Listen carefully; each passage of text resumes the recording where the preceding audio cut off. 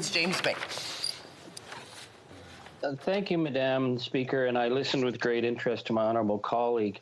One thing that I've been really noticing that the Conservatives are not talking about is that we are engaged worldwide in the natural resource sector with China taking major investments in getting control of key natural resources, particularly in Africa and elsewhere.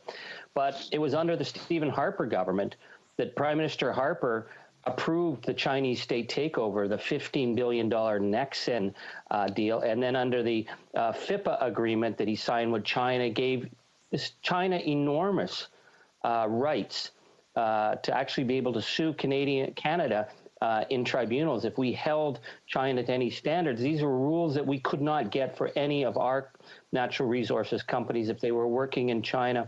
We saw that Stephen Harper signed off on Petronas, a $6 billion purchase of Alberta Progress Energy.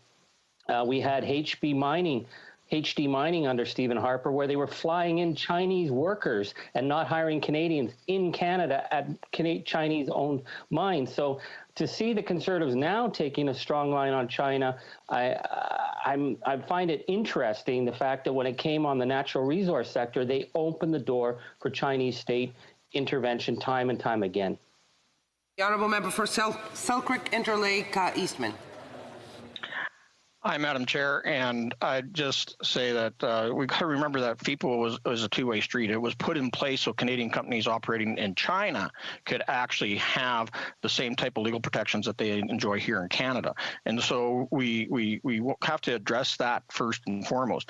And secondly, I do have concerns over China's continued interest in our natural resource sector, and especially critical and strategic infrastructure and resources. And so we have to put a whole new lens on how we look at China's continued attempts to purchase up our companies, our public ports, railways, anything that involves our ongoing infrastructure. But you know what? When it comes down to the end of it, today, in today's motion, it's time to make a decision on banning Huawei, and we are requesting through this motion the government do this now rather than delaying it and dithering again and again and again.